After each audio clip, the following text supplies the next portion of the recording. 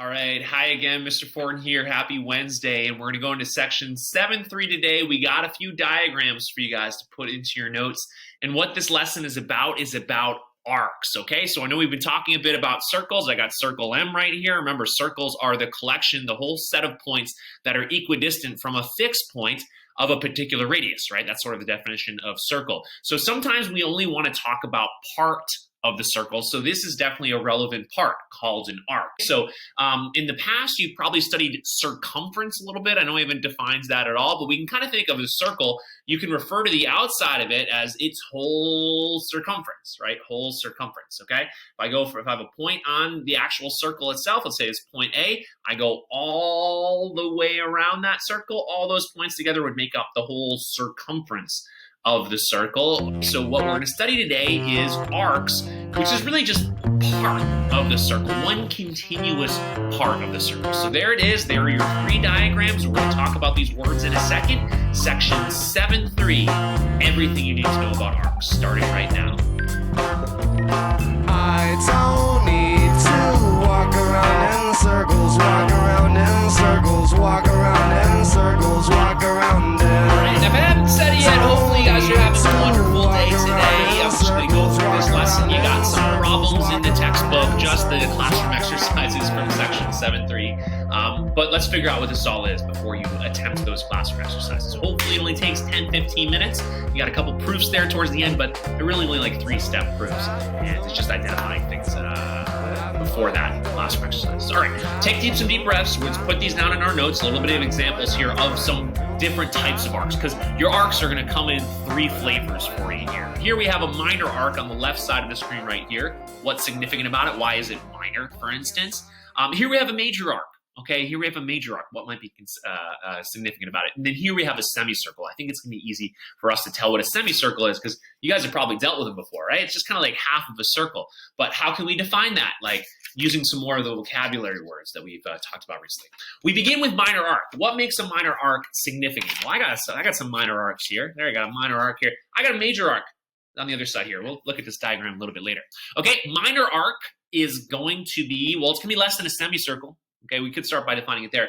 Minor arc is an arc that makes up less than half, right? Less than half of kind of the circumference, right? Like less than half of the circle, right? I should be talking about circle here, okay? So between any 2 points, right? Between any 2 points on an actual circle, there's going to be a minor arc, right? Unless it's a semicircle, right? Unless it's a semicircle. So if I have points here, A and B, I'd have a minor arc that's running where A and B are closer to one another, right? Closer to one another. I'd also actually have a major arc running between points A and B. And this can actually lead us to some confusion with actually naming arcs in a second. That's why I got this sort of written down here. Okay, let's pretend we have some more letters here. We have C and D. Okay, this would be referred to as major arc CD. Okay, major arc CD. That's how we would say that out loud, okay? And why do we need to really have a distinction between minor arc and major arc? Well, this is major arc CD. This is minor arc AB. But you know what? Between these 2 points, we would have a minor arc, and we also have a major arc. Because from B to A, we could connect going this way, okay? Going this way. So we have arcs that are less than half the circle. Those are minor arcs. Arcs that are more than half a circle, and any 2 points in the circle are going to have both of them unless they would form a semicircle. So we'll get to that later. So here we have minor arc AB, and then we have major arc AB. Okay, we have major arc CD, and then here, what's this? What kind of an arc is that? It's a minor arc. Thank you for saying that out loud and helping out the class. So between 2 points, we got those two different arcs going. We don't want to be writing out major arc. We don't want to be writing out minor arc all the time. And that's what the next slide is going to be. It's going to be how we can abbreviate this one here. Semicircle, that's pretty easy. We can abbreviate that. We don't have to worry about any kind of confusion in how we name a certain semicircle. If we just have this X, Y, okay, this is going to be semicircle X, Y. But wait a second, there are two semicircles. There actually is some confusion here. So we would call this arc X, Y. But, you know, this is an arc XY here. There's also an arc XY here. There's a semicircle XY here and a semicircle XY there. So this is actually kind of confusing on how we would actually name these particular semicircles. Semicircles are significant because how can I connect? If I connect x, y with something, what type of a chord is it? Here, check it out. This chord here, just going to be any old random chord running between the 2 points. It would have its arc. It's actually called the chord of the arc. That'll be defined for us later when we compare chords to their arcs. Chord of arc AB. This one here is chord of major arc CD and chord of major arc CD is minor arc CD over here. What's significant about this chord of semicircle XY? And so this other semicircle XY, which we got to figure out a more precise way to name these things here.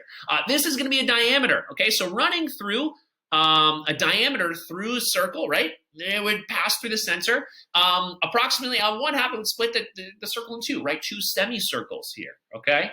It's kind of like a sphere. We cut it in half. We have a hemisphere on top, a hemisphere on bottom, or hemisphere left, right? Who knows? We create hemispheres all kinds of ways. But anyways, it's got to run through the center. So this here, a diameter connects the 2 points that are the endpoints, right? We'd actually call these the endpoints of the semicircle here, okay? And that's going to lead us to some good conclusions, some cool conclusions a little bit later when we compare something called inscribed circles of a semicircle. Interesting little connection there to our chapter 6 unit here. All right, so let's get into it here, the naming convention. So I should have proved to you in the very first slide that it's confusing how we can kind of refer to these things, because between point Y and point Z that are actually on this circle here, right? This is clearly, they're close enough together that it's not going to be a semicircle here, not going to be a semicircle over there. We have minor arc YZ, and then we have its major arc YZ, okay? Major arc YZ. But we don't want to write that out, right? Mathematicians want to be able to abbreviate things so that we can move more quickly through things. We still want to communicate things where we all know what we're talking about, but we don't want to have to write it all out here. So this is how we can get around it here. When in doubt, name your arcs using 3 letters, right? 3 letters here, okay? Because the notation, if we were just to name it like this, so this is now a symbol, right? This just simply is the symbol for arc right here. That's our arc symbol. Okay, this just stands for arc. Arc YZ. So what the whole thing here translates to is arc YZ, but more specifically, if I say arc YZ here, I'm going to be defaulting to the minor arc, okay, our minor arc YZ. So this is where you need to be careful in the textbook here.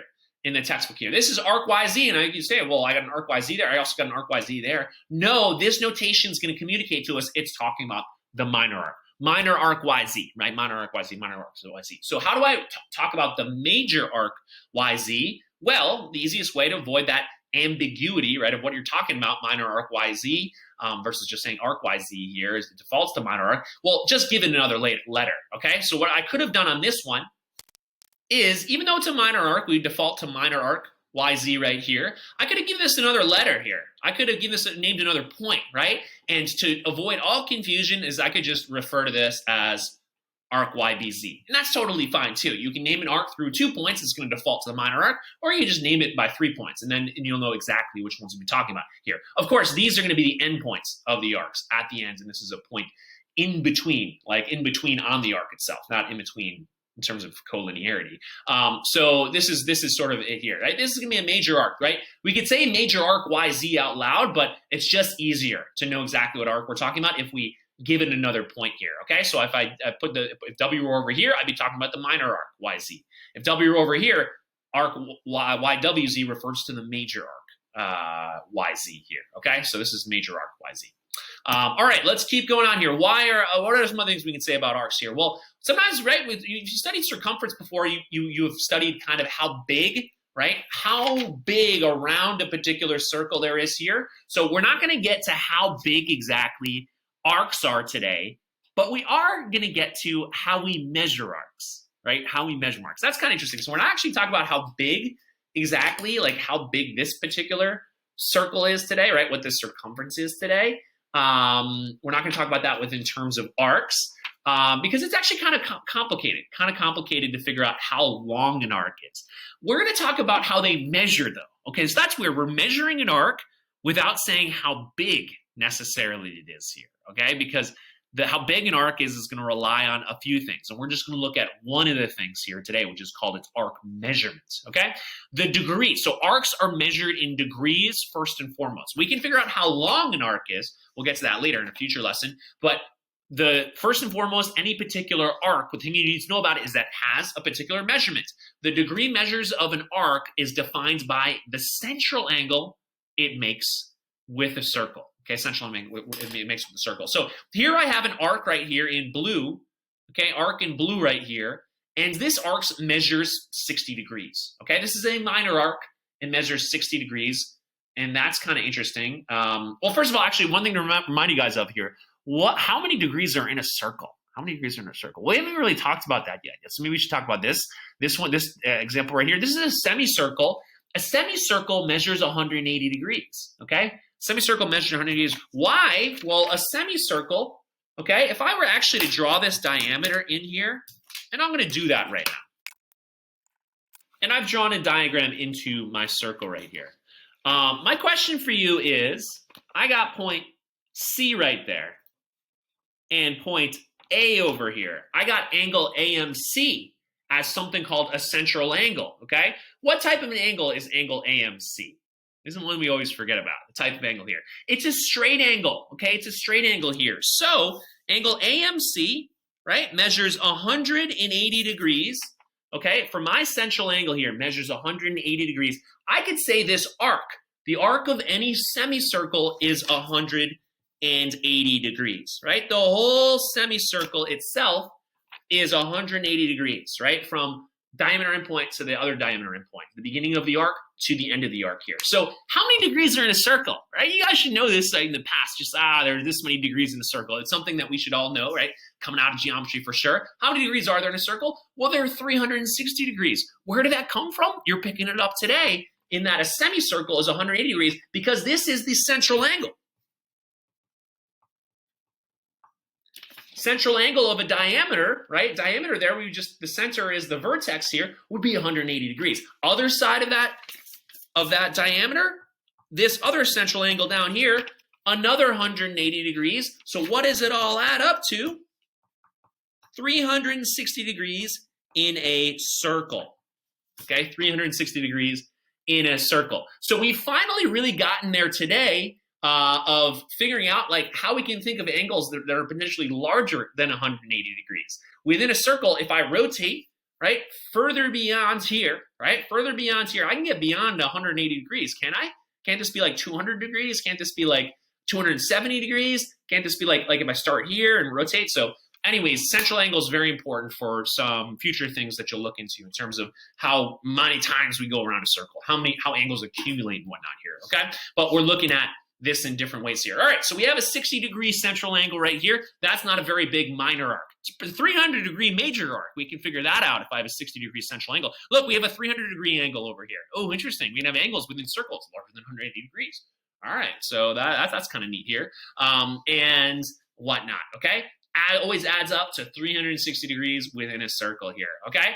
This arc here, one thing I want you to notice here, and I got this on this diagram. I might show this diagram in a little bit here, but each concentric arc, it's not really a definition word. All these circles are concentric in this diagram here. So just want to show you this here. This is circle P, right? Centers here at P, centers here at P, centers here at P. So these circles share the same center here, same center here, same center here. So they are concentric with the same center. Okay, so each concentric arc shown has the same measure as the other arc shown. So this is something to emphasize here because we're not going to get to how big, for instance, how long the arcs are today, because that relies not just on the central angle in terms of determining how long this is and how long this is here. It also relies upon what? How big the overall circle is here, right? How big the radius is, right? Radius determines how long the circle is, right? What is that equidistant measurement here? The radius of a particular circle, that makes how big a circle is. So each concentric arc shown has the same measure regardless of the circle, This thing here measures 60 degrees. This thing here measures 60 degrees, right? This is about 1/6.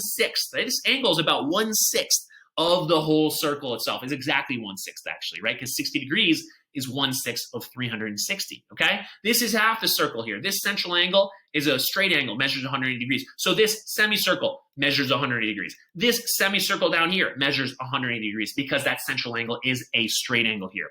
Here we have a 45-degree angle. We have an acute angle here. So this minor arc, it's probably shorter than this, but we don't know for sure because we don't know how big these circles are. But anyways, this measure is smaller than that one because it has a smaller central angle. This central angle, it's the same central angle, okay? So if you're concentric and you have the same central angle, all the arcs within them are going to measure the same thing because the arc measurement. Measure of an arc equals the measure of its central angle. That is the definition of the measurement of an arc. Definition of the measurement of an arc is defined as the measure of its central angle made with the circle. Okay, so I have this diagram, and I might flash this diagram up here to the side because just to take it in. Okay, maybe let's go ahead and put it over here. Okay, I'm gonna put it over. It should be popping up right now. There it is, right there. You can see a little more clearly. Check it out. Check it out. That's kind of interesting here that we have this this circle here. Okay, where we have a 65-degree central angle, and I got all these concentric circles here. Look, these are all concentric here. What's true about all these arcs, though? They all measure 65 degrees. So even though this arc is smaller, right? This arc is, can't even do it with my fingers. This arc is smaller right over here. I have a very small arc right here. I have a larger arc here. I have an even larger arc here, right? Because they're larger, they're longer, right? Longer lengthwise, kind of. And we're going to study arc length in a future section here. This is even larger. And finally, right, this is probably the largest arc out of all these guys here. But what do they measure? They measure the same as if we take the endpoints of those arc and we draw from this endpoint to the center, this endpoint to the center, it's going to form what's called a central angle. Okay, central angle, which we haven't actually defined yet. But here, this is something called a central angle because it makes an angle with the center of the circle. And if you make an angle with the center of the circle, here's circle M, that angle is going to intersect. It's going to intercept an arc, right? Intercept an arc, which is kind of an interesting vocabulary word we'll get later. Intercept versus intersect. Okay, so here's a central angle. If my central angle is 180 degrees, the arc is 180 degrees. If my central angle, okay, an angle with the center, it's 45 degrees, and then my arcs are going to be 45 degrees. And that regardless of the size of the circle, right? Regardless of how big the radius is. So that's why we're going to have to actually talk about how big the radii are to figure out, well, exactly how long does this mean? A 45-degree measure of an arc here with a radius of like 4 is going to be shorter, right? It's going to be shorter, have less length than a 45-degree measure of this arc with a radius of 10, right? How much this is going to actually have its length, okay? Even though the measures are the same, the lengths are clearly different, right? This is shorter, this is definitely longer, okay? All right, so quick oil practice for you right here, just something to practice here before you jump on your homework. Got a few more things to talk about, don't you worry. What is the measure of the major arc YZ? What is another way to name major arc YZ? Ready, set, go. Go ahead and answer this one. Go ahead and answer this one. Let's put up the answer. All right, measure of the major arc YZ. Oh, that's easy. It measures what? Oh, the major arc. Ooh, wait. Minor arc YZ measures 50 degrees. So what do we got to do to the major arc? We're going to take it away from what? There we go. 310. 310 right here. Okay, this is 50. Remember, the whole thing, 360 degrees. Okay, whole thing, 360 degrees. So if I'm doing this, okay, I'm doing this, I got 360. I got to take away that 50 degrees from it, okay? And then I get 310 degrees, okay? So remember, a major, so we got 2 points on a circle. Minor arc plus major arc equals 360. There you go. Now the minor arc, just take it away from the 360. This is going to be 310 degrees. Not hard at all, right? You'll have some quick problems like that on the classroom exercises, I hope. What is another way to name major arc YZ? Well, what we should call major arc YZ is just this, YWZ. And then a little arc symbol, okay? A little arc symbol up top here. There we go. Done. We don't have to write major at all. We don't have to write minor at all. This means minor arc YZ. This means major arc YZ. And we're good to go. All right, let's check this one out, guys. This should look familiar. Okay, you still awake? You still with me? There we go. I know it's tough watching a lesson asynchronously and get a problem set done, but you know, it's gotta make school happen somehow. Let's check this one out. This should look familiar. Oh, what does this look like? What do we know? Well, we're adding measurements together, right? We're adding measurements together. One measurement plus another measurement equals a larger measurement, right? Part plus part equals whole. Part plus part equals whole. Let's inspect this a little bit here. What statement are we looking that totally makes sense? It's common sense, okay? Common sense, but even common sense needs to be put into words. It needs to be a foundation of proving things, a foundation of establishing other things that are not necessarily common sense, things that you may have not noticed on your own. But here, everybody would notice this on their own. We would accept it without proof, a statement like this here. So what am I getting at here? This is going to be a postulate here where if we take this minor arc AD plus this minor arc DC, it equals this minor arc AC, okay? Measure of arc AD plus measure of arc DC equals measure of arc AC. Part, okay, AD, part plus part, DC, equals the whole of that, right? Whole of that, which is measure of arc AC. What am I getting at here? So postulate, well, it kind of reminds you of the angle addition postulate, right? So what prediction here? What do you think we're talking about next? We're not talking about the angle addition postulate, although we could think about this in terms of angle addition postulate, right? We could actually potentially prove this. Measure of angle let's call this O, measure of angle AOD plus measure of angle DOC would equal measure of angle AOC by the angle addition postulate. Therefore, this statement is actually true. So we could actually prove this as a theorem. We're not going to, for the sake of just making a parallel to the angle addition postulate. What's this one going to be called? It's going to be called the arc addition postulate. There we go. This is one of those ones where it takes me 2 minutes to explain on video. It would take me like 15 seconds in class.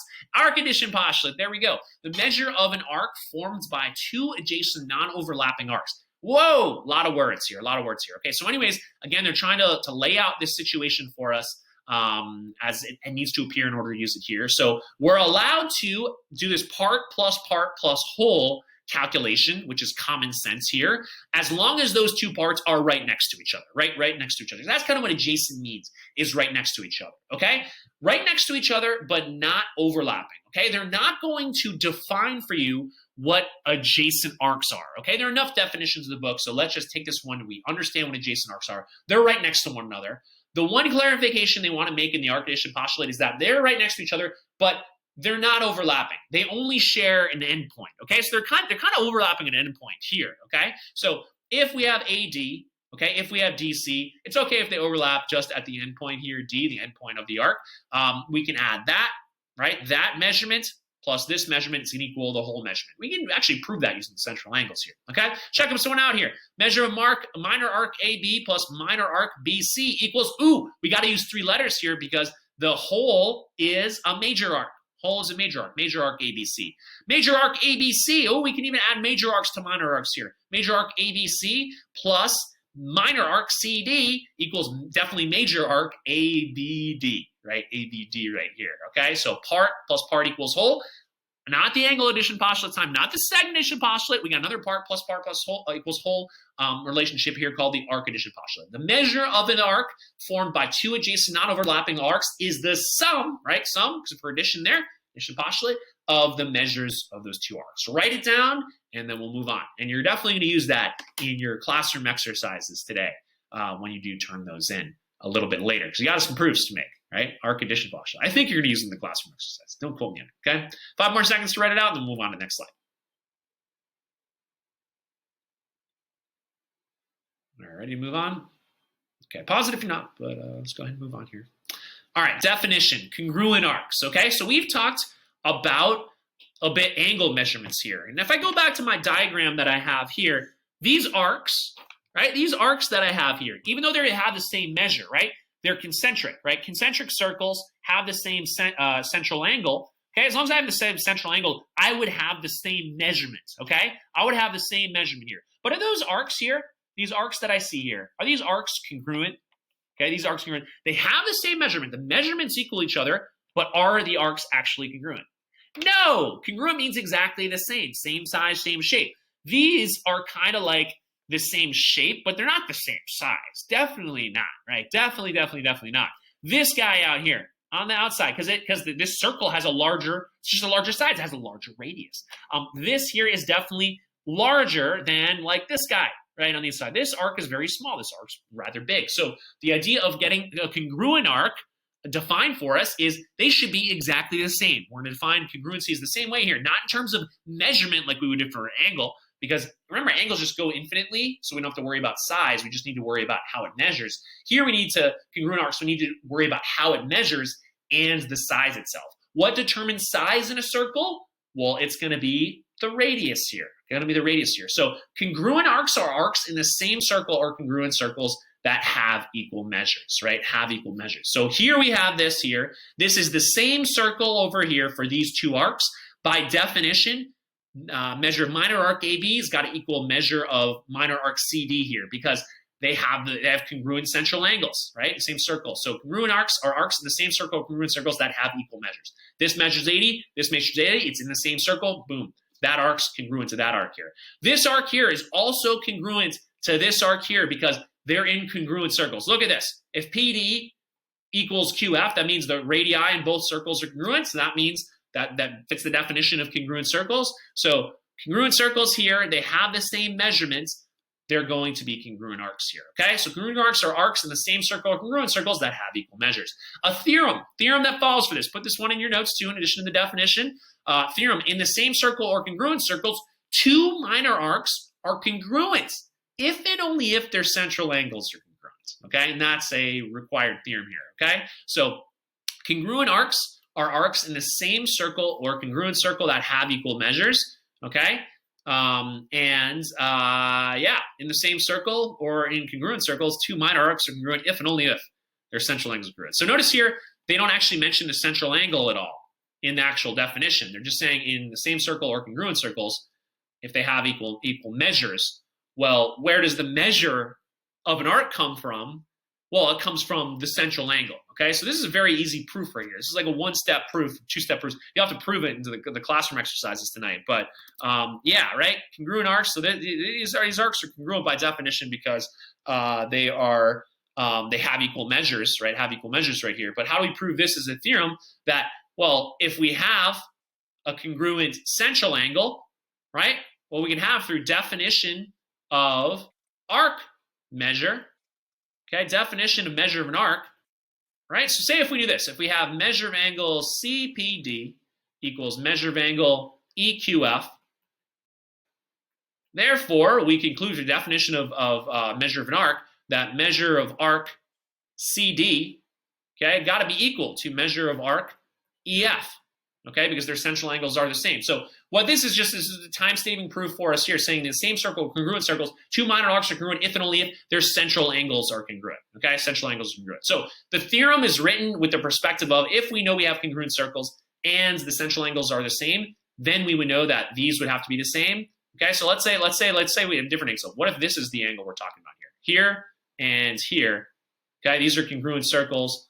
We know that this is congruent to this, okay? If we have central angles in two congruent circles, and those central angles are congruent, we would know that this is also the arcs are congruent themselves. Okay, so it's really just like a one-step, two-step proofs where, okay, so we have congruent arcs. If their measures are the same, they're in the same circle, congruent circles. That's the definition. This is from the perspective of the central angle, not the measure of the arc. If we don't have the same central angles in congruent circles or different circles, we know the arcs are the same. Okay, the arcs are congruent. Okay, so anyways, like very minor difference. This one isn't that big of a deal.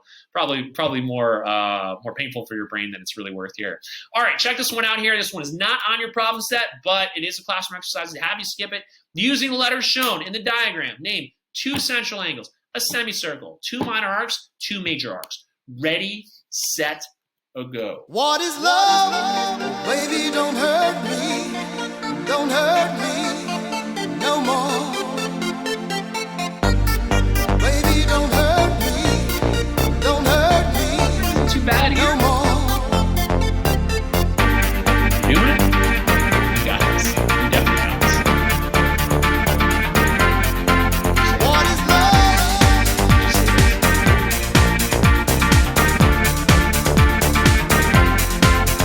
Yeah.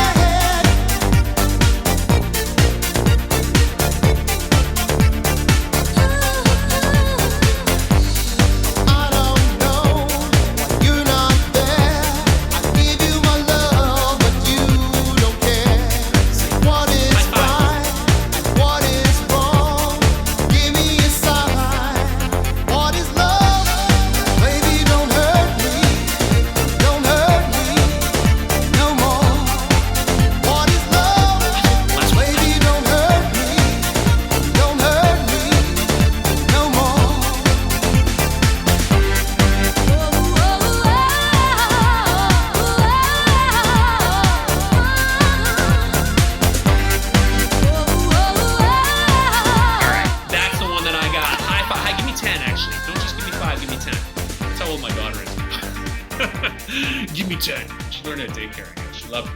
Anyways, you probably got different answers to me. Key things here, the central angle. What should I see as your vertex? Okay, vertex is O. Is O, right? Vertex is at the center. Central angle is going to be different than something called an inscribed angle, which comes up a little bit later. Inscribed angles. Other intended secant angles. Oh, we're going to have more relationships. Yes, we are. Okay, so key thing is what I'm looking for. Central angles, vertex is at O. Boom, we're good to go. Makes a central angle here. Semicircle, okay? ABD. Guided with 3 letters, right? AD would have been a little bit confusing. You're talking about that arc, semicircle AD, you're talking about that semicircle AD. Because AD, the key thing is the AD, the two ones on the sides there are going to have to be the endpoints of the diameter here. Minor arcs, I went DC, I went BC. I didn't just say 2 letters. 2 letters defaults to minor arc here. So I didn't need to worry about adding a letter here. I could have added a letter here and called this DXC, for instance. Or sorry, DXC here, or CYB, or DYC here. That's fine, but doing 2 letters here. So this is minor arc DC.